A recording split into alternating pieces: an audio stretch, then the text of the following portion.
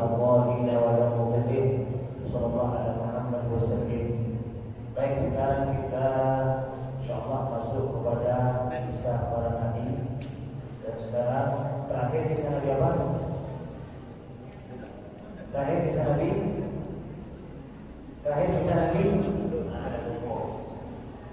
Kisah Nabi apa terakhir? Nabi Lut.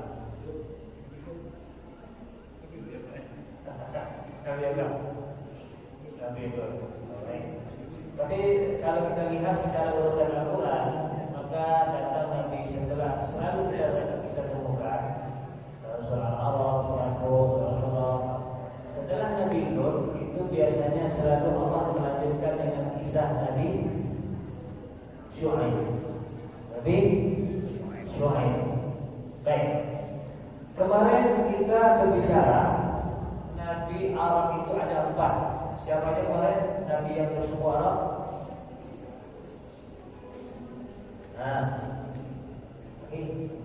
Nabi bersuku Arab yang mana?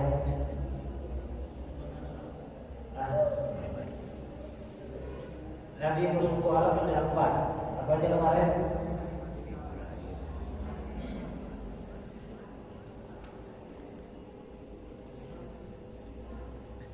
Apa dia?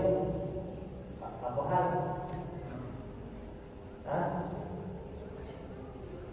Apa?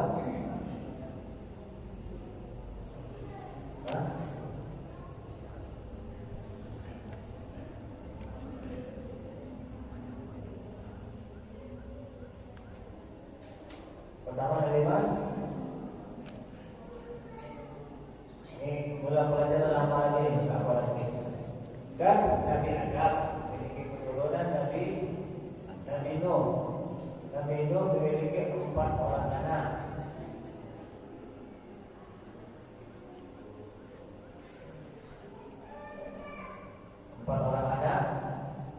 Siapa aja anaknya? Sam. Kemudian Ham. Kemudian Yafis.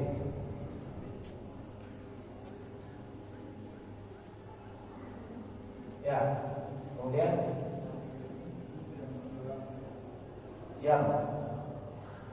Yang di mana dari posisi yang?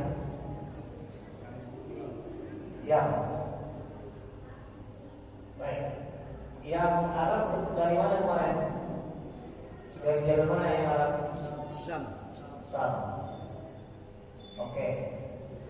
Dari Sam ini ada Iram, ya kan? Iram. Kemudian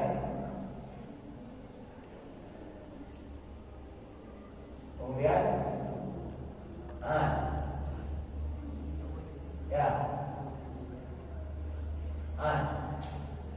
Bin Iram bin Sam bin Nuh. Oke. Sehingga ini siapa kemarin? Siapa nabinya ini?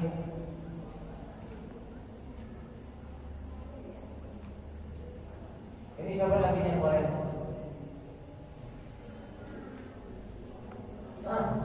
Itu ajaran lama nih. Enggak bisa ajaran baru kalau apa? Ada siapa nabi yang kemarin?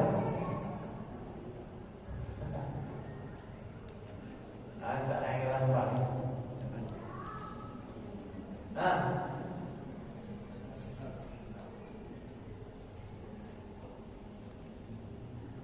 Ya, ini siapa nabi yang kemarin? Soleh. Ibrahim. Sebut aja semua nabi yang baru. Soleh. Terus sebut lagi. Apa banyak yang baru?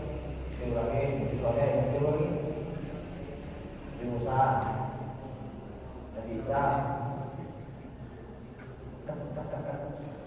Dari mana lagi?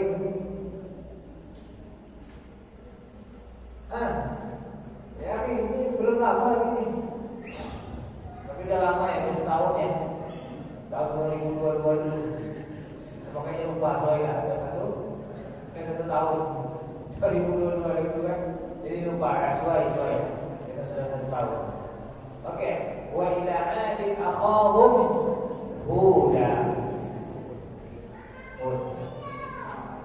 Oke, kemudian di bawah ini nanti di bawahnya ada namanya Samud. Siapa nabinya? Soleh. Nabi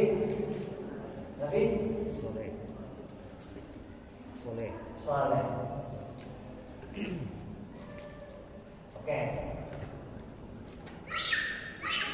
Baik.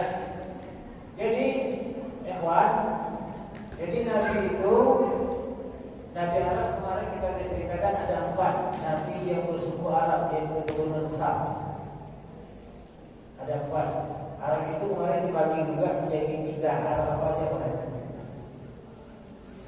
Al-Arab,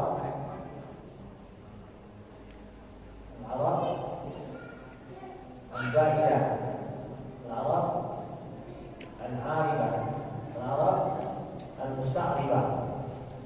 Kalau Al-Ba'idah, Arab yang sudah punah. Arab Al-Aribah, Arab yang asli. Arab Al-Musta'ribah, Arab yang naturalisasi. Baik. Jadi kemarin Nabi Arab ada 4. 1 Nabi Hud, Nabi Saleh, dan Nabi Shu'aib. Nabi Hud, Nabi Saleh, Nabi Shu'aib, dan Nabi Muhammad sallallahu alaihi wasallam. 4. Siapa aja?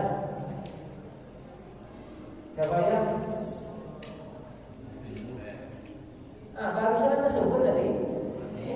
Nabi Saleh, Shu'aib, Hud, Nabi Muhammad sallallahu alaihi wasallam. 4. Oke. Dan Nabi Shu'aib ini disebut oleh sebagian ulama, dia dikenal dengan istilah Khatibul Anbiya. Khatibul Anbiya.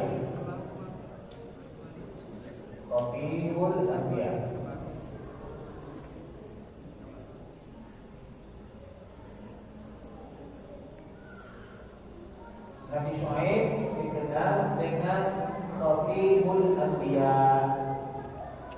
Kalau Khatibul Anbiya artinya tukang khutbahnya para nabi, jubirnya para nabi. Artinya apa? Dia pandai retorika, ahli dalam retorika berkhutbah. Makanya dia dikenal oleh sebagian ulama disebut dengan Khatibul Anbiya, penceramahnya para nabi, khatibnya para nabi. Artinya dia pandai berpidato, dia pandai retorika, berbahasa, menyampaikan. Oke? Baik. Kemudian sekarang kaum Shu'aib keturunan siapa? Di sini Imam Profesor Muhammad menyebutkan dan mengatakan itu masih ada ikhtilaf. Akan tapi kata ulama tafsir bahwasanya semuanya ini perlu peninjauan kembali. Artinya tidak ada sanad yang sahih. Oke? Baik. Jadi ada yang mengatakan Nabi Shu'aib ini adalah keturunan Nabi Ibrahim. Ada yang mengatakan dia adalah keturunan Nabi Lut. Dan Nabi Ibrahim dan Nabi Lut antara keponakan dan paman. Nah, ini silsilah lagi. Nabi Ibrahim nama bapak Azar, nama bapaknya memiliki anak Ibrahim. Kemudian Haram. Oke. Haram ini punya anak namanya Lut. Oke. Lut itu punya anak, Haram punya anak namanya Lut. Kemudian sebagian mengatakan Lut ini punya punya anak perempuan. Nah, anak perempuan ini adalah neneknya Nabi Shu'aib. Ada yang mengatakan akan tetapi kata ulama tafsir ini perlu peninjauan. Artinya tidak ada sanad yang sahih yang menceritakan tentang silsilah. Yang penting dia adalah seorang nabi yang mulia. Yang penting dia seorang nabi yang mulia. Oke? Baik, perlu peninjauan tadi masalah silsilah tadi. Kemudian di mana lokasinya? Nabi Shu'aib Syekh lokasinya namanya Mu'an. Mu'an ini kira-kira kalau dulu namanya kan ada Syam, ada Hijaz. Syam itu bagian atas ya, bagian atas kota Madinah. Kalau kalian lihat bagian atas. Nah, Mu'an ini kira-kira di ujung negeri Syam atau sebelah utara kota Madinah, kira-kira gitu. Sebelah utaranya kota Madinah itulah wilayah. Karena dulu itu adanya namanya Syam, ada Hijaz. Sekarang baru ada Yordan, ada Syria, ada Lebanon. Nah itu nama-nama sekarang. Kalau dulu ada Syam dan Hijaz. Nah kira-kira lokasinya itu di ujung kota Syam atau di negeri Syam, ujung negeri Syam. Kira-kira utara kota Madinah. Oke? Baik.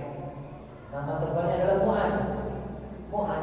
Padahal kalau kita lihat di dalam surat Al-A'raf, coba perhatikan dalam surat Al-A'raf. Oke? Surat Al-A'raf ayat 85. Wa ila Madyana akhahum Syu'aiba.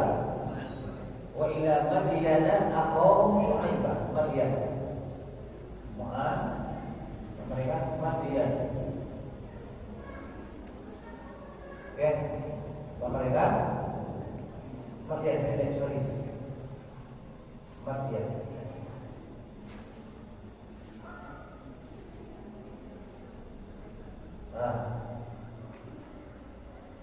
Oke. Wa ila Madyana akhahum Syu'aiba. Surah Al-A'raf ini Allah mengutus ke negeri Madyan saudara mereka Syu'aib. Oke. Nah, nama kotanya, nama daerahnya Mu'an. Kenapa disebut Madyan? Madyan ini sebagai ulama mengatakan ini adalah nama suku. Mu'an ini karena didominasi oleh orang suku Madyan, maka dinamakanlah negeri itu negeri Madyan. Padahal nama aslinya Mu'an. Oke, contoh ini Riau. Orang bilang bumi Melayu. Padahal nama tempatnya Riau. Tapi karena didominasi sama orang Melayu maka disebut bumi Melayu. Kira-kira gitu. Nama tempatnya Mu'an karena didominasi oleh suku Madyan maka disebut dengan Madyan. Oke? Baik. Jadi Nabi Syuaib ini dari suku Madyan. Dari suku Madyan. Dari suku Madyan ini adalah datangnya Nabi Syuaib. Jelas? Baik. Ini di segi tempat atau lokasi dakwahnya Nabi Syuaib. Akan tetapi tentu kaum ini disebutkan juga oleh Nabi Syuaib di dalam ayat yang lain seperti ada dalam surah Hud. Wa ma qawlu lutin minkum bibaid. Wa ma qawlu lutin minkum bibaid. Sesungguhnya kaum Lut dari kalian tidak jauh. Tidak jauh, perhatikan ayat itu. Wa ma qawlu lutin minkum bibaid. Wa ma qawlu lutin, dan sungguh kaum Nabi Lut itu tidak jauh dari kalian. Kata Nabi Syuaib mengatakan kepada kaumnya, sesungguhnya kaum Lut itu tidak jauh dari kalian. Nah di sini ulama ada 3 penafsiran. Tidak jauh itu maksudnya apa? Pertama di segi lokasi. Tidak jauh antara lokasi Nabi Syuaib dengan lokasi Nabi Lut itu tidak jauh. Lokasi itu berapa pertama? Oke. Jadi lokasi pertama kata Allah wa ma qaumul lutin minkum bibaid. Wa ma qaumul lutin minkum bibaid. Sesungguhnya kaum Lut kata Nabi Syuaib ketika dia menjawab kepada kaumnya, dari kalian itu tidak jauh. Maksud tidak jauh adalah di segi lokasi. Yang kita tahu kemarin Nabi Lut lokasinya dari mana? Dari mana kemarin?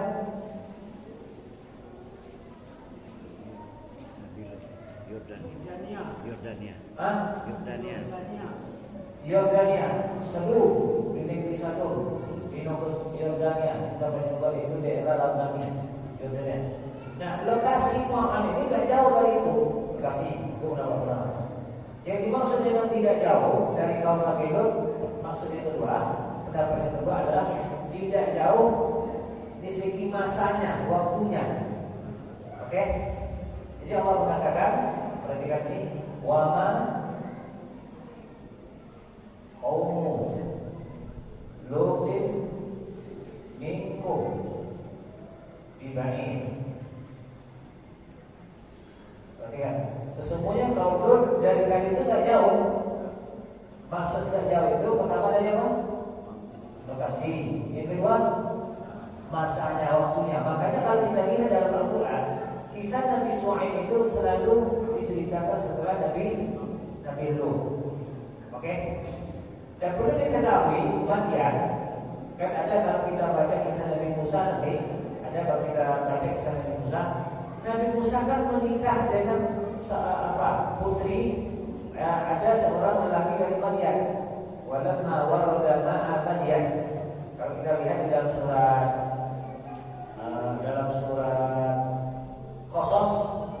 Qasas, oke? Kan Nabi Musa menikah dengan putri yang saat itu yang ingin ambil air.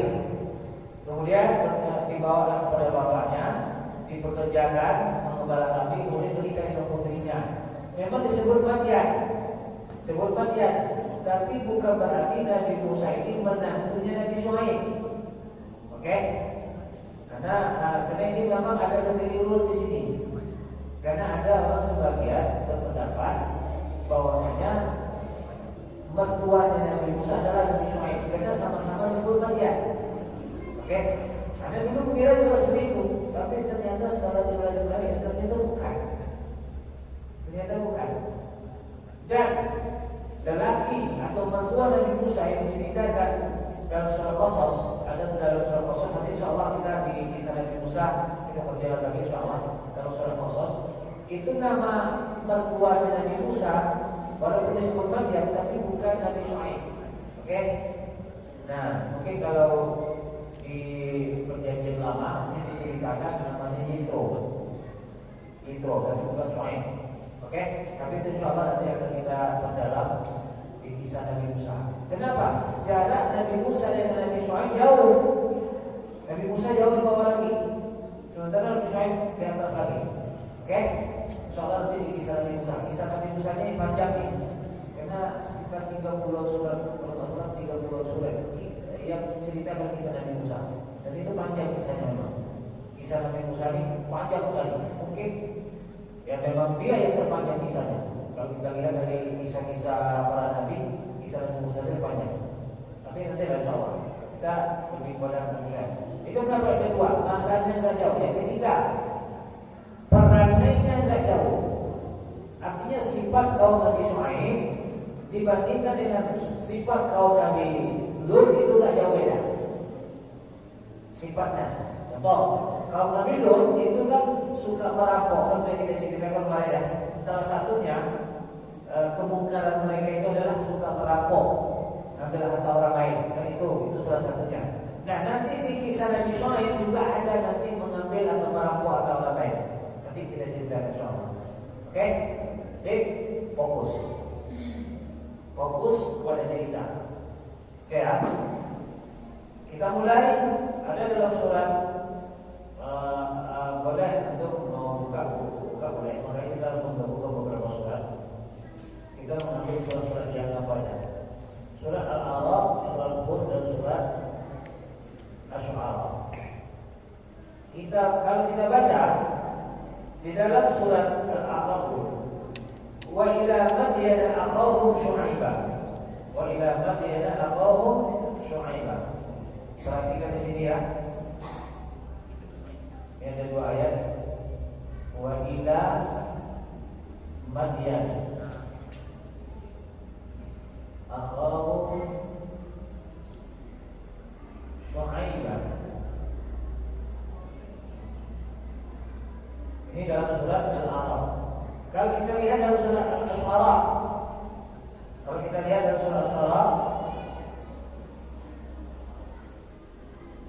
kadzabat ashabul aikatil mursalin.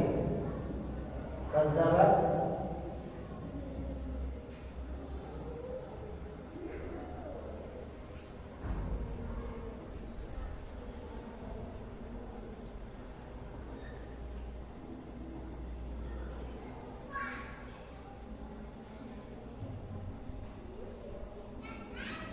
Oke ya, perhatikan. Ini ada dua ayat yang dimulai. Pertama, wa ila madyana akhahum syu'aibah. Ketika Allah menyebut dan Allah mengutus saudara ke kaum Nabi Yaman, ke kaum Madian, suku Madian, saudara mereka Syuaib. Jadi yang fokus ya, harus fokus. Ini berpikir tingkat tinggi. Nah, kalau fokus deh, gak fokus. Nah, kemudian di sini kadzabat ashabul aikatil mursalin. Ashabul aikah. Namanya ashabul aikah. Penyembah aikah. Aikah itu apa? Aikah pohon.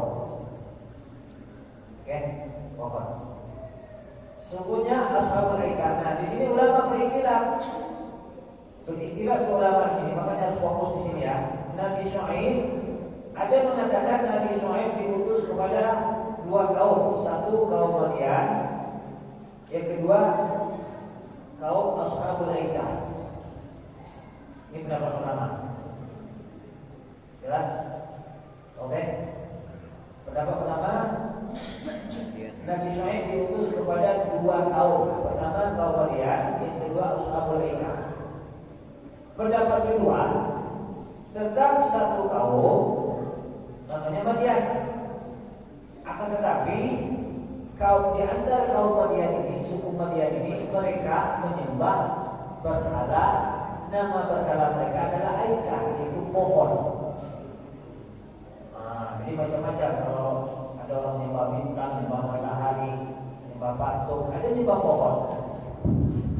Dan ini terjadi sehingga kadang orang menganggap ada sesuatu yang spesial kalau pohonnya itu terlalu besar, maka disebutlah pohon angker. Akhirnya ditakutilah pohon tersebut, dikatakan pohon ini bisa begini dan seterusnya, pohon angker. Padahal anak tidak percaya 1000% bahwasanya pohon itu angker. Kalau bangunan angker, oke, masjid itu angker, kalau saya masjidnya angker, karena banyak angker, ya kan? Angker besi ulir. Nah, makanya. Tapi kalau pohon angker, anda tidak percaya, karena tidak pernah pohon itu pakai angker. Tapi ada orang yang pohon angker, oke? Jadi mereka sembah pohon namanya Aikah. Namanya apa? Aikah. Jadi pendapat pertama tadi ya Pak, Nabi Syuaib diutus oleh dua kaum, pertama kaum Madian, yang kedua ashabul aikah. Pendapat yang kedua, dia tetap satu kaum, akan tetapi kenapa Allah bedakan penyebutannya? Perhatikan sini saudara ini. Nah, saudara mereka. Nah, tengok. Wa idza Madian akhahum Syuaibah. Ketika Allah menyebutkan dan kening suku Madian, Allah utus saudara mereka Nabi Syuaib. Kenapa dibedakan ashabul aikah? Kata ulama pendapat pertama tadi kan dua kaum, pendapat kedua tetap satu kaum. Tetapi kenapa disebutkan dibedakan penyebutannya? Pertama disebut saudara, akhul, akhi, saudara. Oke? Allah utus kepada saudara kepada kaum Madian, saudara mereka itu Nabi Syuaib. Kemudian ashabul aikah. Kenapa Allah tidak menyebut lagi saudara mereka Nabi Syuaib? Kenapa? Di sini berbicara tentang sesembahan selain Allah. Makanya Allah tidak menyebut saudara mereka Nabi Syuaib. Kenapa? Karena kalau nanti disebutkan pamannya Nabi Syuaib di sini, bahwa terdapat ashabul aikati Syuaibah, kan? Bahwa nanti seakan-akan Nabi Syuaib ini ikut menyembah pohon. Oke, maka dia tetap satu kaum namanya Madian. Akan tetapi kenapa dibedakan dalam penyebutan? Ketika Allah tidak berbicara tentang Tuhan selain Allah, Allah mengutus kepada kaum Madian, saudara mereka Syuaib, saudara. Nah, kalau sudah berhubungan Tuhan selain Allah, ashabul aikah, penyembah pohon, Allah tidak lagi menyebutkan saudara mereka Syuaib. Kenapa begitu? Karena kalau sudah berhubungan dengan akidah, putuslah persaudaraan kalau beda akidah. Oke? Putuslah persaudaraan kalau beda akidah. Artinya nggak ada istilah saudara kalau sudah berbeda akidah itu. Maksudnya saudara akidah ada. Oke? Putus dan putus, nggak bisa lagi. Makanya Allah tidak menyebut saudara mereka. Karena ini berbicara tentang Tuhan. Sama dengan surat Al-Lahab. Abu Lahab siapa nama aslinya? Abu Lahab siapa nama aslinya? Nah, Abu Lahab siapa nama aslinya?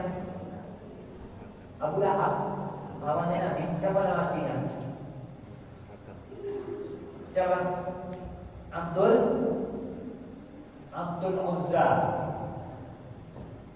Uzza ini nama siapa? Uzza nama siapa? Nama berhala Tuhannya orang Quraisy pada saat itu. Ada Uzza, ada Manat, ada Lat. Oke? Abdul Uzza adalah Abdullah Lat. Abdullah, Abdul Jabbar, Abdul Salam, Abdul Malik, Abdul Rahman. Itulah kira-kira. Nah, karena ini berbicara tentang Tuhan selain Allah, maka Allah tidak menyebutkan tabbat yada Abdul Uzza wa tabba.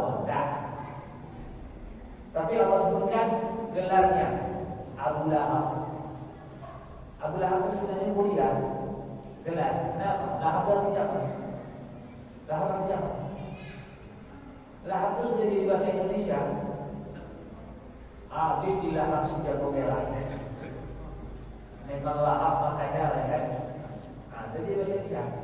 Lahap artinya apa? Ya, dari api yang menyala-nyala. Oke. Akan tapi Lahab, Abu Lahab itu karena mukanya itu berseri-seri, orangnya ganteng. Abu Lahab itu orangnya ganteng, tampan, makanya disebut Abu Lahab. Bapak yang mukanya pokoknya cerah lah gitu, bagus, tampan, ganteng. Nah, kalau Allah tidak menyebutkan tabbat yada Abdul Uzza, karena ini berbicara tentang masalah Tuhan selain Allah. Oke, baik. Kembali kita kepada kisah Nabi Syuaib. Oke ya. Nah sekarang apa kesalahan kaum Nabi Syuaib? Ini sudah dicatat, dihapus, sudah dicatat atau dipoto aja? Sudah dicatat ya? Oke, dihapus. Kalau nggak catat dia lupa kan? Sudah dicatat, kita lupa. Bagi kita dicatat. Maklum lah. Oke. Baik, kesalahan kaum Nabi Syuaib. Kesalahannya 1, 2, 3. Pertama, berbuat syirik. Berbuat syirik. Oke. Yang kedua, mengambil harta orang lain. Mengambil harta orang tanpa hak. Yang ketiga,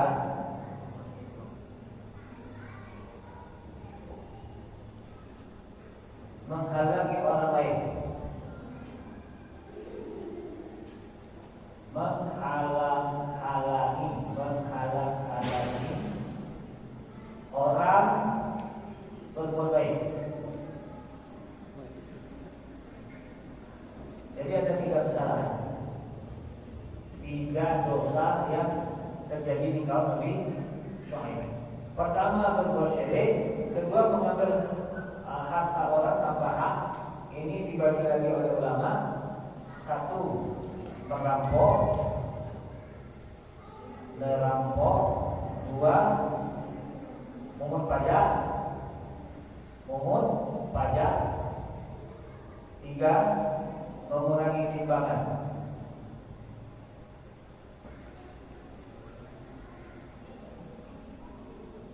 Oke, ya.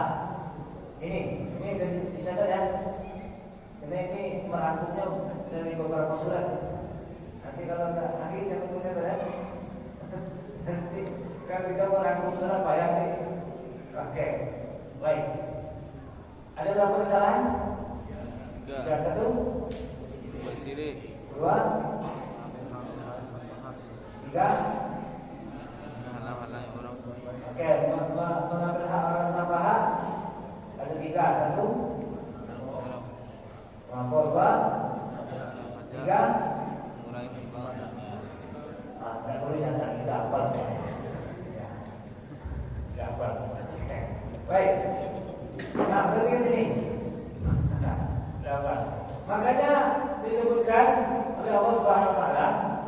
Nah, Al-Qur'an, qala ya qaumi ibudullaha ma lakum min ilahin ghairuh. Wahai kaumku, sembahlah Allah, tidak ada Tuhan selain Dia. Kenapa tadi? Karena berbuat syirik mereka apa? Masalah mereka menyembah apa tadi? Pohon. Menyembah berhala. Pohon aika. Nama berhala itu pohon aika. Jadi berhala itu dia sesembah selain Allah. Bisa bentuk pohon, bisa bentuk batu, bisa bentuk macam-macam. Oke? Bisa macam-macam. Intinya sesembah selain Allah. Jadi kata Nabi Syekh oleh kaumnya, sembahlah Allah, tidak ada Tuhan selain Dia. Dan sembah. Qad ja'akum bayyinatun min rabbikum. Dan sungguh telah datang kepada kalian keterangan datang kepada kalian Nabi menjelaskan kepada kalian itu adalah kesalahan yang besar, dosa besar. Maka itu perhatikan. Kemudian disebutkan juga dalam surat Al-Baqarah, itu qala lahum syu'aibun ala tattaqun. Syu'aib berkata kepada mereka, tidakkah kalian bertakwa kepada Allah? Inni lakum rasulun amin. Sungguhnya saya ini adalah utusan Allah yang diutus kepada kalian. Wattaqullaha wa ati'un, maka takutlah kepada Allah dan taatilah saya. Wa ma as'alukum alaihi min ajrin illa ala rabbil alamin. Dan saya tidak meminta upah kepada kalian. Akan tetapi saya hanya mengharapkan pahala dari Allah Subhanahu wa taala. Nah, itu jadi ini berkata kaumnya untuk bertakwa kepada Allah. Bertakwa kepada Allah. Kenapa? Karena mereka menyembah selain Allah. Itu pertama, dakwah tauhid. Jadi bukan berarti ketika berdakwah tauhid tidak berdakwah tentang hal-hal yang lain. Nah, ini umpamanya contoh ketika Nabi itu bukan murni berdakwah tauhid saja, tetapi juga menyampaikan syariat-syariat, akan menyampaikan hal-hal yang ketika itu dilarang oleh syariat, terutama yang berhubungan dengan hak manusia. Maka disebutkan di sini kata Nabi Muhammad alaihissalam, fa'awful kaila wal mizan, awful kaila wal mizan, sempurnakanlah kail. Kail itu antara namanya liter, volume. Mizan timbangan kilo, 2 kilo, 3 kilo. Diperhatikan, ini sering jadi masalah. Makanya di sini disebutkan oleh Allah Subhanahu wa taala, wailul lil mutaffifin. Taffif artinya mengurangi timbangan sedikit. Kalau sedikit saja Allah katakan celaka, apalagi banyak. Allah katakan taffif artinya mengurangi timbangan sedikit. Hati-hati. Umpama dalam 10 kilo bawa cuma 1 on dikurangi, berarti 9 kilo 9 on. Hati-hati. Itu taffif. Sedikit saja mengurangi timbangan, Allah katakan wailun, celaka. Dan itu disebutkan dalam Al-Quran tentang celaka ini, celaka orang mengurangi timbangan, celaka orang yang sholat. Nah, jadi gak main-main dengan masalah mengurangi timbangan. Ini sering terjadi loh. Ketika misalnya orang nimbang sawit, katakanlah bawahnya 25 kilo atau sudah ditimbang katakanlah 80 kilo lah. 80 kilo, 80 kilo setengahnya kan itu benar kan? Karena hati-hati kalau antumnya timbang, tetap timbang. Antum udah tahu syariat? Udah tahu syariat? Karena kalau 80 kilo, setengah kilo sempat 10 kali berapa itu? Hah? 50. 5 kilo. Nah, berapa hak orang tua dikurangi? Karena ini saya jadi itu anak dan itu benar. Dan itu diatur oleh sebagian orang. Memang benar. Timbang kota karet mau makan 81 kilo, 5 itu dihilangkan. Ya, ini dari mana datangnya 80 kalau tidak melewati setengah? Benar? Makanya jangan main-main. Karena perkara ini memang ini diabaikan orang. Diabaikan orang ini. Ini banyak yang mengabaikan di masalah ini. Masalah ini bang sawit di mobil atau mobil timbangnya 92,5. Nah, itu lewat. Bagi kita yang sudah tahu jangan. Bagi kita yang sudah tahu atau mengurangi takaran. Ini juga sering terjadi. Katakanlah umpama jual minyak 1 liter. Kalau memang akornya 1 liter, dia harus menggunakan 1 liter. Kecuali umpamanya akornya per botol, ada silakanlah. Akornya ini bukan per liter Pak ya. Nah, ini cuma saya jual per botol. Terserah mau beli 5.000 cuma separuh botol, mau terserah. Nah, akornya per botol. Umpamanya botol aqua yang besar itu kan dibuat separuh. Saya jual 25.000. Ini bukan 1 liter Pak, ini saya jual di per botol ini. Bapak mau beli, mau tidak itu sudah pilihan. Nah, itu boleh Bapak. Akornya harus jelas. Tapi kalau akot yang per liter, jangan sampai dikurangi. Kurang dari per liter. Oke? Ini bahaya. Masuk nanti celaka.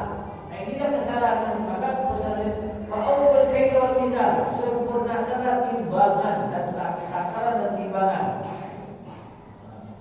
Wala tabkhasun nas asya'ahum wa la tufsidu fil ardi ba'da islahiha. Ya. Makanya Allah katakan wailul lil mutaffifin. Apa lagi?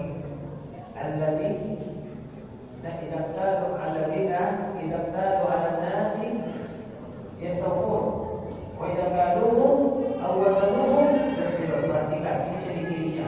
Ciri-ciri orang takfir, ciri-ciri orang takfir pertama, kalau giliran dia umpamanya beli lado, umpamanya dia giliran dia beli lado, dia tidak infak, itu lagi infak. Kalau dia beli 5 kilo, harus juga dia lagi infak. Tapi giliran dia infak punya orang, dikuranginya itu takfir. Oke? Dan sebagian yang menjelaskan juga mutafif ini mengurangi timbangan sama juga sebagai menjelaskan bahwa umpama nih kita kerja dalam akad kerja umpamanya jam 7.30 sampai jam 16 umpama ya. Umpama kan ada kadang-kadang buru kan, kita buru nih masuk jam 7.30 dalam aturannya. Ternyata kita dari jam 8 baru datang atau 7.45 baru datang, itu masuk takfir. Oke, kecuali atas izin. Nah, ini banyak juga takfir ini banyak nih, mengurangi takar banyak. Saya mau nanti masuk kantor jam 8 dan jam 9 saya ke kantor, coffee break. Coffee break. Ada salah, hati-hati. Kalau memang di akornya kita kerja memang jam 7.30, jangan sampai jam 7.45 jangan ada uzur pun harus memberitahuan kepada pimpinan atau kepada yang memberikan pekerjaan. Oke? Makanya kalau mau santai ya bisnis sendiri, buka kerja sendiri, kita yang jaga sendiri udah terserah. Mau masuk jam 10, anakku kemudian kita enak loh. Tapi kalau kita kerja sama orang, kalau memang akornya gimana? Ini masih jam 10.30 ya, sampai jam 16 laksanakan ini. Jika terjadi di kantor-kantor buru-buru sering terjadi. Masuk jam 7 gaji jalan terus. Giliran gaji murah demo nanti pas hari buruh tuntut gaji. Naikkan gaji pas hari buruh. Nah, tapi pas kerja sering terlambat, ya bisa saja umpama UMK kita nggak naik-naik umpama. Katakanlah UMK kita orang sudah 3,5 juta, dia baru 28 umpama UMK. Ya bisa saja itu UMK kita nggak naik-naik itu bukan tanpa sebab. Itu Allah semua yang mengatur itu. Bisa saja karena masih banyak di antara kita yang mengurangi kata ini sehingga apa? Karena ini. Bisa saja. Karena Allah semua yang mengatur. Tapi kalau Allah yang mengangkat, ya semua. Oke. Maka ini termasuk dari mengurangi timbangan. Kemudian merampok, ini juga kesalahan kaum Israel. Merampok, kalau ada itu kesalahan juga yang sama dengan Nabi Lut. Itu kalau ada orang lewat dirampok, ada orang lewat dirampok. Kalau ada itu begal, kesalahan begal. Kemudian yang perompak juga. Kopi tarik punya orang lewat ditahan, kemudian dirampok dan begal. Oke. Kemudian yang ketiga berikutnya memungut pajak. Memungut pajak ini ulama sepakat kalau tanpa ada timbal balik haram. Soal maksud fitnah. Pemungut pajak itu neraka posisinya. Karena dia kepala payment di kampung ada orang jualan dia 10%. Tanpa ada timbal balik. Pokoknya ada orang lewat di katakanlah mau di kui makan ada orang Jambi mau pulang lewat itu untuk memungut pajak. Ini wilayah kami. Ya, bumi ini milik Allah. Bumi ini milik Allah. Jangan memungut pajak. Masa Allah yang kasih bumi kita memungut pula pajak bumi? Pajak bumi. Ya, apa hubungannya dengan itu? Bumi ini milik Allah. Oke lah, bahwa pajak kendaraan itu kan kajian ya, karena kalau yang tidak ada timbal balik sepakat. Kalau ada timbal balik umpamanya pajak kendaraan, umpamanya kita masuk kendaraan itu ada timbal balik di situ. Ada pemanfaatan yang bisa fasilitas yang bisa kita tahu. Ini perlu kajian.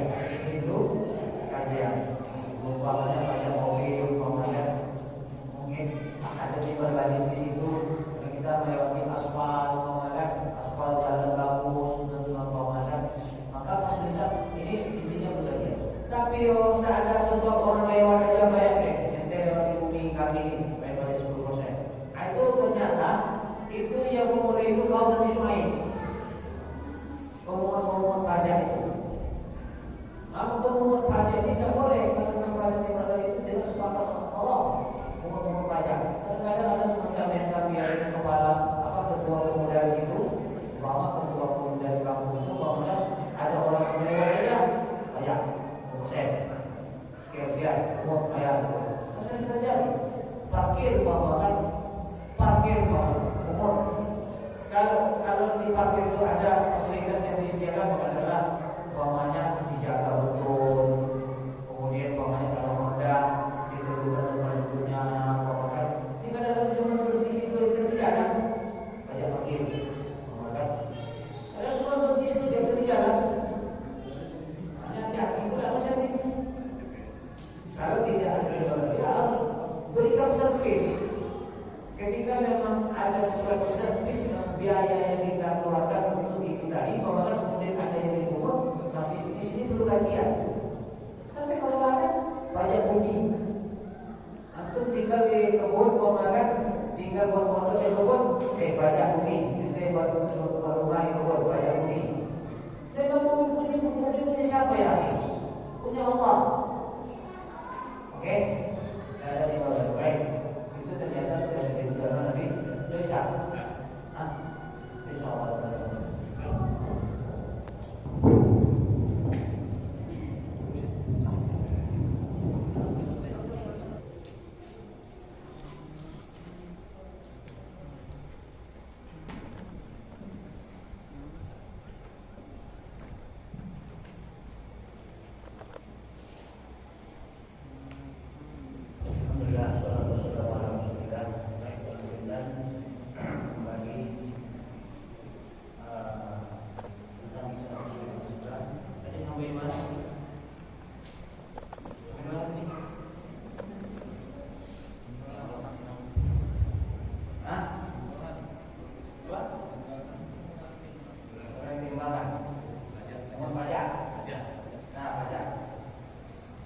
memungut pajak, memungut denda, memungut pajak itu neraka.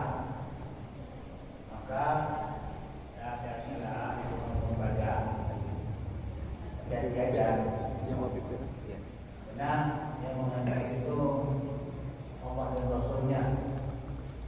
Maka jangan sampai kita memungut pajak tanpa ada timbal balik sama sekali. Nah, apalagi umpamanya pajak air, dia lagi sumur di tanah dia sendiri, nah pajaklah pajak sumur, umpamakan dia ngambil air di sumur dia, pajak air bukan namanya. Hanya ada. Oke, yang tidak ada timbal balik, ulama sepakat bahwasanya itu neraka. Haram. Tidak ada debat. Umpamanya aku punya sumur di rumah aku. Untuk saya sumur apa aja air. Ada air. Ada ini. Oke. Mohon pajak. Dan ini kadang-kadang preman-preman kadang-kadang ada juga kadang-kadang minta pajaklah sama-sama kadang-kadang orang berjualan di situ. Ya kalau tak ada penjagaan, tak ada penjualan. Mengurangi timbangan ini juga. Maka sebaiknya karena kita sudah tahu apapun yang terjadi setengah kilo itu. Bila orang mungkin orang tidak tahu dan orang maafkan. Jadi kalau kita sudah tahu, jangan sampai mengurangi. Ini yang sering itu sawit, timbang getah. Jadi timbang getah kadang apa untuk wasna, setengahnya hanya itu. Padahal kalau 3 kali naik atau 10 kali naik, setengah itu berapa itu? Berapa hak orang kita ambil? Bahkan ada sebagian ulama berpendapat 70 dosa dengan Allah itu sebanding dengan 1 dosa dengan manusia. Artinya apa? Dosa dengan manusia itu lebih susah taubatnya dengan dosa dengan Allah. Dosa dengan manusia itu lebih susah taubatnya dengan dosa dengan Allah. Oke? Yang mengurangi timbangan makanya nanti katanya harus jelas. Makanya yang berjual minyak di jalan memakan kalau akan berkotor kalau terpilih ya harus tidak dikurangi. Oke? Nah, bagi kita tahu sengaja betul nimbang cabai, nimbang dan sebagainya. Oke? Baik, itu kesalahan zaman Nabi Shu'aib. Berikutnya adalah mengadang-kadang orang lain berbuat baik. Makanya kata Nabi Shu'aib alaihissalam wa yaqulu bi kulli siratin ta'idun wa tasudduna an sabilillah. Disebutkan ini dalam surah Al-A'raf disebutkan wa tasudduna an sabilillah man amana bihi wa tabawuna a'iwaja. Jadi gini, orang-orang yang mengikuti pengajian Nabi Shu'aib Anda tinggal di ruku ini, kemudian Anda berpengajian di sini. Oke, umpama ya. Kemudian karena orang ruku ini banyak yang tak mau ikut pengajian. Tiba-tiba ada orang soleh, orang bakaran datang sini mengajar. Maka orang-orang ruku ini tadi dihalang-halangi orang lain. Udah jangan ikut pengajian Nabi Shu'aib, jangan. Paham? Ada kira-kira. Jadi kadang kita tuh masih butuh iri-irian. Kita tak baik kita. Kalau ada orang yang mengajar dia, jangan dia tuh susah untuk diri. Nah itu sama sekarang pun ada seperti itu. Padahal ternyata dosa lama, dosa dalam juga ada. Tidak ada. Wata sukuna asabilillah man amana tabawuna wajah. Ada orang beriman di halang-halang, jangan iri. Nah ini terjadi dalam Nabi Shu'aib. Nabi Shu'aib katakanlah berdakwah kepada manusia. Ternyata di antara kaum ada yang tak beriman, terus ada orang lain di pengajian dia dihalang-halangi orang lain. Itu kesalahannya. Salah yang ketiga. Oke, sengaja dihalang-halangi, bahkan ditakut-takuti Nabi Shu'aib. Coba kita lihat ayat ini. Apa kata Allah? Disebutkan di sini Nabi Shu'aib dengan dia tetap berdakwah, dia ingatkan kepada kaum. Sekarang itu kan kesalahan Nabi. Sekarang metode dakwah Nabi Shu'aib alaihissalam. Nabi Shu'aib berdakwah dengan menggunakan bahasa yang halus. Coba perhatikan. Qala ya qaumi ara'aytum in kuntu ala bayyinatin min rabbi wa razaqani minhu rizqan hasanan. Hai kaum, apakah kalian melihat in kuntu ala bayyinatin min rabbi? Saya ini sudah keterangan dari Allah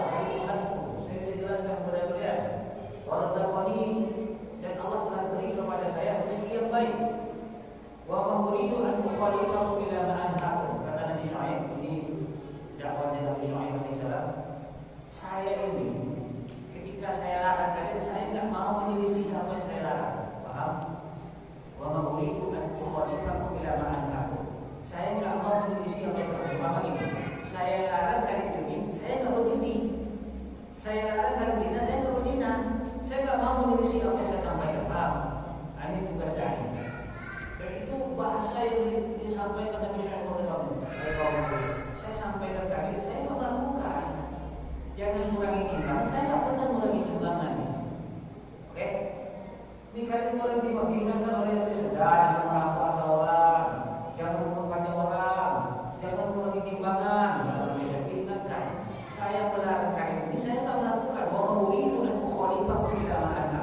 Saya nggak mau menyelisih apa yang sudah saya sampaikan kepada kalian. Ini sebenarnya seorang dai mestinya begitu. Jangan sampai dia menyampaikan rokok haram, itu di rumah dia rokok. Ada kamu jauh. Jadi jangan sampai menyelisih apa yang dia sampaikan. Kemudian kata Nabi Syai'ib alaihissalam, "In uridu illa al-islah ma stata'tu." Saya ini sebenarnya ingin kebaikan kepada kalian, semampu saya. Kata Nabi Syai'ib, saya ingin mengingatkan kalian. Saya mengingatkan kalian ini sebenarnya untuk kebaikan kalian. In uridu illa al-islah ma stata'tu. Saya ini mengingatkan kalian, menyampaikan ini. Wa ma taufiqi illa billah. Dan tugas saya hanya menyampaikan. Taufik itu hanya milik Allah. Artinya hidayah itu hanya milik Allah. Ada yang tawakal kepada ilmu. Saya akan bertawakal kepada Allah. Ini jadi tugas orang dai. Ini tugas orang dai. Makanya Nabi Syai'ib ini disebut Khatibul Anbiya. Penceramahnya para nabi. Kita bahas menggunakan retorikanya bagus. Retorikanya bagus. Cara menyampaikannya bagus. Apa kata saya hanya menyampaikan kepada kalian dan hidayah itu urusan Allah. Saya hanya bertawakal kepada Allah. Dan hanya membaca jelas saya kemana. Jadi diingatkan. Tapi apa jawab mereka? Ketika Nabi Syai'ib melarang mereka membaca, mengurangi mereka, mengurangi timbangan, apa kata mereka? Ya Syai'ib, as-salatu ta'muruka. Apa kata mereka? Hai Syai'ib, apakah ini salat kamu? Apakah salat kamu ini yang melarang mencegah kamu terhadap harta kami? Jadi mereka itu seakan-akan berkata, apa kata mereka? As-salatu ta'muruka an natruka ma ya'muru Allah wa na'budu Allah yang mana. Jadi mereka berkata, ini Nabi Syai'ib. Syai'ib, ini salat kamukah? Salat kamukah ini yang melarang kami untuk menyembah Tuhan kami ini, menyembah ayat. Dan sholat kamu ini kah yang mencegah kami membuat terserah kami lah, kami membaca, kami merampok. Saya tahu apa urusannya dengan ente. Ini gara-gara ente kebanyakan sholat nih, kira-kira gitu. Jadi cemennya tinggi. Ini gara-gara cemburan ente kebanyakan sholat, makanya ente larang kami ini. Artinya apa ya? Sholat itu memang benar mencegah perbuatan keji dan munkar. Artinya kalau orang masih mengurangi timbangan, masih mempelajari, berarti sholatnya belum benar. Berarti sholatnya belum benar. Kita harus berani. Karena Allah mengatakan inna sholata tanha 'anil fahsya'i wal munkar. Semuanya sholat itu mencegah perbuatan keji dan munkar. Sementara dia masih mengurangi timbangan, masih membaca, masih melakukan, berarti sholat itu tidak diterima oleh Allah. Tidak ada pengaruh itu. Tidak ada pengaruh terhadap perbuatan sosialnya. Makanya saya katakan, sholat itu kata bukan satu kemarin itu kabarnya. Inna kalau anda mencari warasyid. Jadi cewek mereka tinggi. Cewek mereka tinggi. Jadi ente ini sebenarnya orangnya pintar nih. Tapi gara-gara kebanyakan sholat, gitu. Makanya ente cegah kami ya, jadi cewek yang tinggi. Bahkan disebutkan dalam ayat lain, mana fahu kafir mimatan. Syai'ib, kamu tak paham apa yang saya sampaikan ini. Jadi pura-pura tak dengar. Mana provokasi itu gimana? Kami tak paham apa yang saya sampaikan ini. Ngerti tidak itu? Cemennya tinggi. Padahal dia ngerti itu. Apa maksudnya ini? Paham nih? Akhirnya itu. Jadi cemennya padahal jelas sekali. Ibu juga begini yang berarti. Saya itu benar-benar jelas. Jelas. Nih jangan mau pajak. Jelas kan? Jelas. Jangan mengurangi timbang, jelas kan? Jelas. Mengurangi timbang, jelas umpamanya yang kita timbang umpamanya 85 kilo, 5. Kita buatkan 85. Jelas kan mengurangi timbangan? Jelas. Kok masih ragu? Tapi itu cemeng. Kamu tak paham apa yang disampaikan ini? Cemeng ini. Padahal jelas 85 dibuat tidak 85,5 dibuat 85. Oke. Jadi mereka sangat mereka itu sikap mereka dalam dakwah Nabi Shu'aib, dalam dakwah Nabi Shu'aib. Nabi Shu'aib juga lagi berarti Allah yang khairul lakum. Sisa-sisa yang baik itu lebih baik bagi umpamanya antum berdagang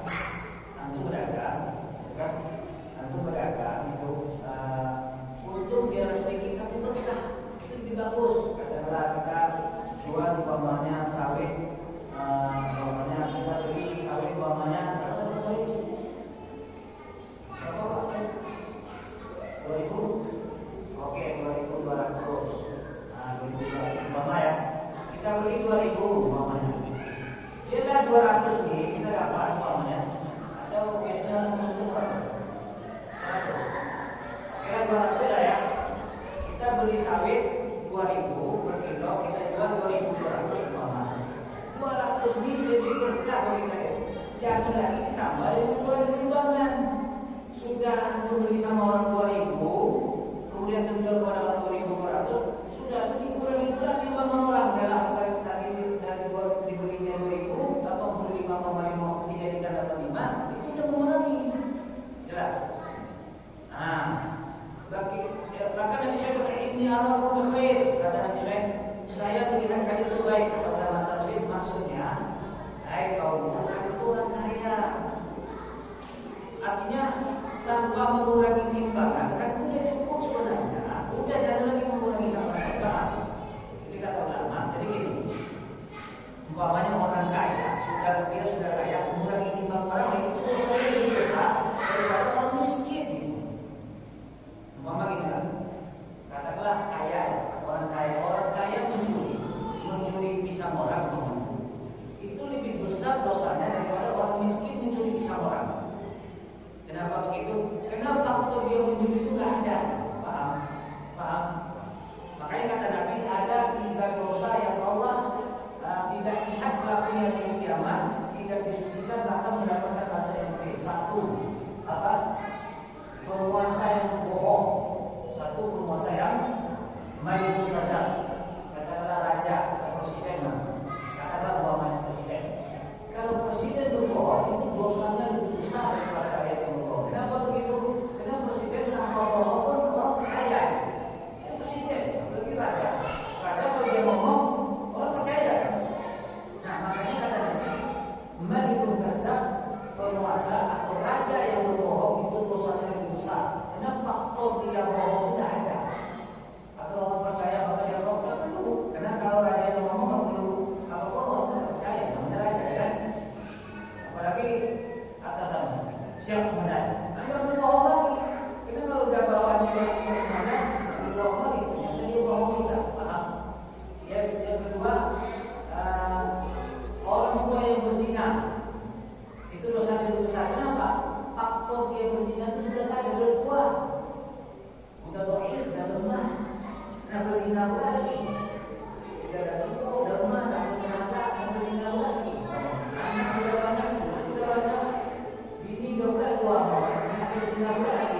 Itu dosanya lebih besar daripada pemuda yang berzina. Yang ketiga, orang miskin yang sombong. Orang kaya sombong dosa, tapi dia ada yang sombongkan. Mobil dia Fortuner, kan? Rumahnya bertingkat, kan? Nah itu dia kaya sombong, ada yang sombongkan. Dia miskin sombong, apa yang disombongkan? Rumah kan? Nah itu miskin, ada sombong pula, belaga sombong kaya pula. Itu lebih parah dosanya. Waktu dia sombongkan, artinya gini. Kalau tidak ada faktor untuk melakukan dosa, kemudian dia lakukan dosa itu lebih besar dosanya daripada orang yang ada faktor. Kadang orang miskin itu ada faktor, kemudian dia tidak kelaparan, ada makan pemakan, dia mencuri dosa memang, tapi dosanya tidak sama dengan orang yang ada faktor. Jadi kalau mencuri boleh. Jadi dengan boleh, insya Allah.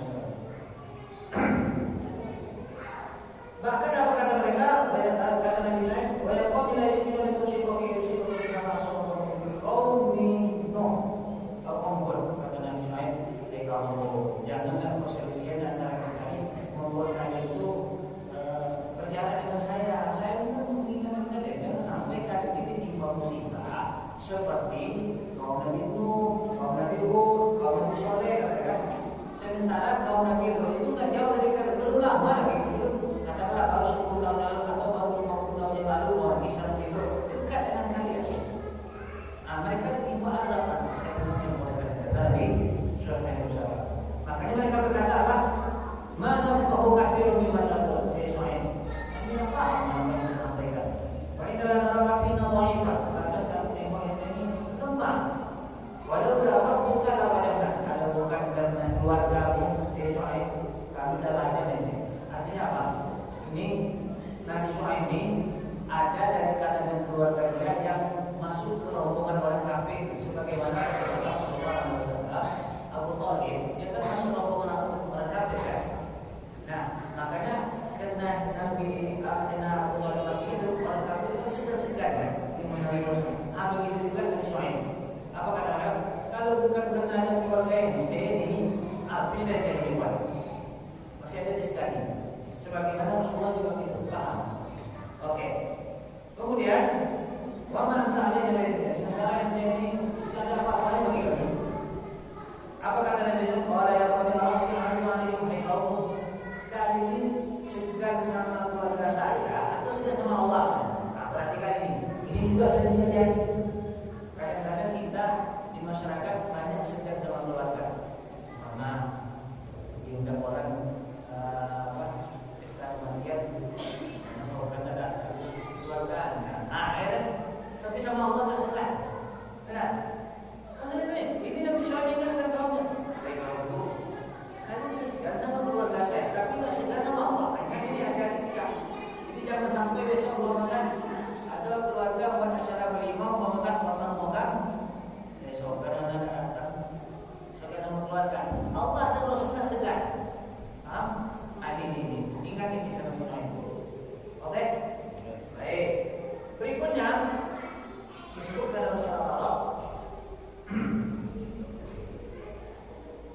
Kemudian disebut dalam surat Al-Araf bahwasanya mereka sikap mereka kalau malam itu selalu ngomongin orang kafir ini ketika menghalang-halangi orang lain mereka mengancam kaum Nabi Syuaib meninggal Nabi Syuaib. Artinya kalau ada yang beriman kepada diancam, tak takuti lagi.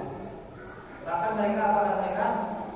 Lalu rijannaka ya Syuaib, hai Syuaib, kami akan usir engkau dari kampung kami. Wa walladzina amanu ma'ak, dan orang-orang beriman bersama kamu. Jadi artinya apa? Kalau kita lihat dari kisah-kisah Nabi sebelumnya, rata-rata mereka itu diusir dari kampung halaman mereka gara-gara berdakwah. Jadi tidak heran kalau kita dikucilkan di kampung kita gara-gara dakwah, kita diusir dari kampung kita, membawakan dari kampung kita, pelajaran kita itu gara-gara dakwah, bukan heran lagi. Rasulullah diusir juga, Nabi Syuaib juga diusir. Oke, paham? Ismail, ente mau ikut kami atau keluar dari kampung ini? Dan contoh, keluar dari kampung atau ikut kami, ikut kemauan kami. Itu sering terjadi. Jelas? Ini yang contoh, menghalang-halangi orang lain tadi. Oke? Nabi Syuaib tetap sabar. Nabi Syuaib tetap sabar. Apa kalau kamu dipaksa? Maksa kami. Nah itu. Jadi mereka itu. Apa kata Nabi Syuaib? Sungguh kalau kami kembali, kan mereka mengatakan Syuaib yang keluar dari kampung atau ikut kami, ikut ibadah kami. Pilih mana? Nabi Syuaib berkata, hai kaumku, kalau saya ikut kemauan kalian, ini menyembah saya Allah. Sungguh kami melakukan Islam kepada Allah. Dan tak mungkin kami mengikuti kalian. Kita kepada Allah berbuat terjadi. Tapi kami tak mungkin. Oke? Wasyaratul asyai filmah. Kemudian Tuhan kami memiliki ilmu yang luas dan hanya kepada jalan kami bertawakal. Ya Allah, bukanlah antara kami dengan mereka dengan kebenaran dan engkau adalah sebaik-baik yang memberi dia membukakan. Waqala al-malaikatu kafaru ini dan berkata orang-orang kafir dari kaum Nabi Syuaib kepada pengikut mereka dan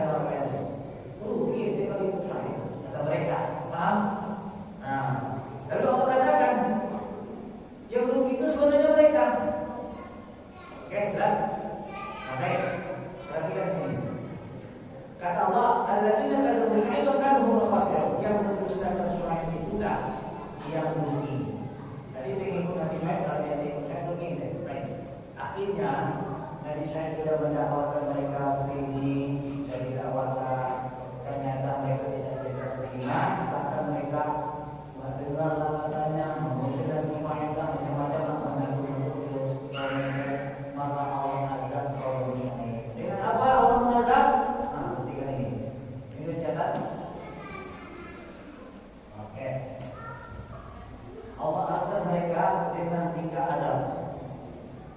1, berdebat atau saya bicara adab. 1, gempa. 2, petir. 3, kilat. Jadi mereka ditimpa azab dengan 3 jenis. Fa'akhadhahum zullah, yaumul zullah.